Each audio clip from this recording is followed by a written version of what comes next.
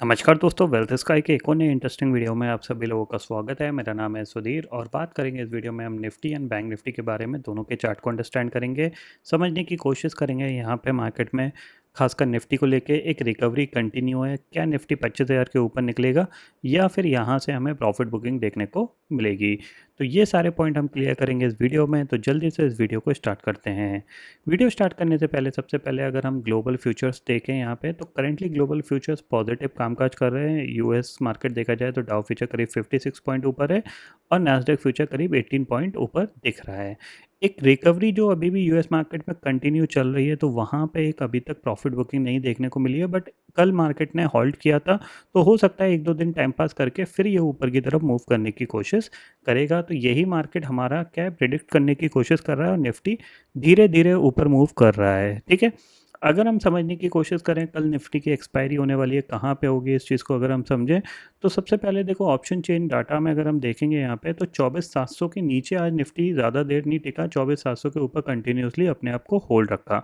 तो 24,700 के पुट पे आपको दिख रहा है 76 लाख का ओपन इंटरेस्ट यहाँ पे ऐड हो गया है। ठीक है, अब देखो 24,800 है, वहाँ पे करीब 25 लाख का ओपन इंटरेस्ट ऐड हुआ है पुट साइड पे, और कॉल साइड पे 69 लाख का ओपन इंटरेस्ट दिख रहा है। इसका मतलब क्या है, there will be the maximum chances कि निफ्टी कल 24,800 के ऊपर निकलने की कोशिश कर सकता है। ठीक है, क्योंकि पुट राइटर्स यहाँ पे धीरे धीरे अपर हैंड पे जा रहे हैं, और कॉल राइटिंग में देखा जाए तो सिर्फ 24,700 का ही लेवल रह गया है, जहाँ पे 40 लाख का ओपन इंटरेस्ट है। यहाँ पे भी देख शॉर्ट कवरिंग थोड़ी बहुत देखने को हमें मिली है। ठीक है, अब हमें ये समझना है कि चार्ट पे हमारे पास क्या लेवल्स हैं, उनको हम अंडरस्टैंड करते हैं। तो देखो सबसे पहली चीज़, अगर आप डे चार्ट पे देखोगे तो यहाँ पे आपको देखने को मिलेगा ये जो अपर मार्क है, ये आपके लिए एक इम्पॉर्टेंट टारगेट है, क्योंकि ये यहाँ पे एक गैप क्रिएटेड है।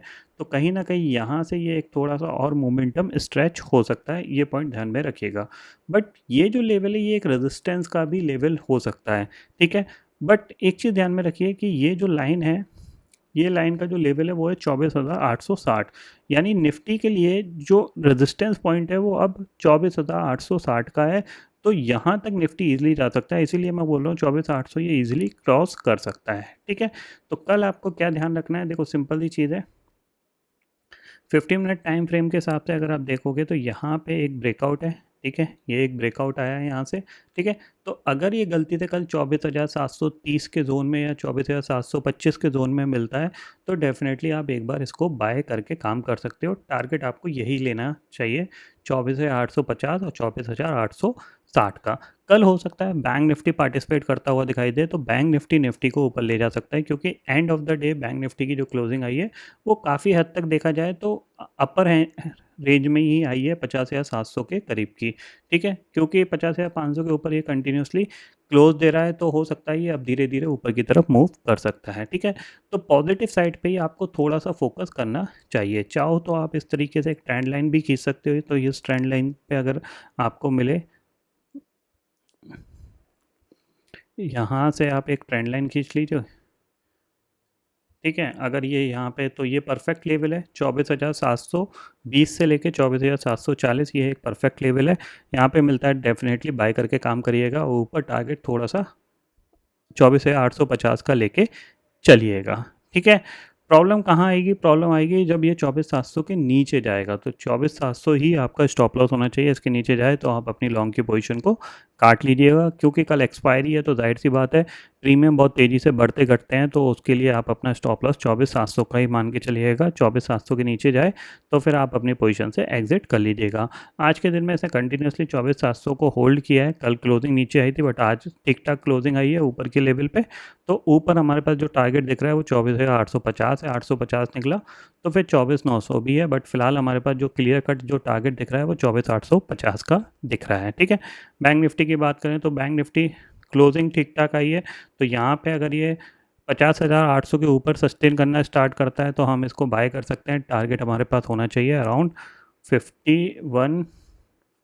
पहला तो टारगेट यही होगा हमारे पास 51,027 का। अगर इसको भी निकालता है तो 51 250 तक के टारगेट यहाँ पे बैंक निफ्टी में देखने को मिल सकते हैं। ये पॉइंट आपको ध्यान में रखना है।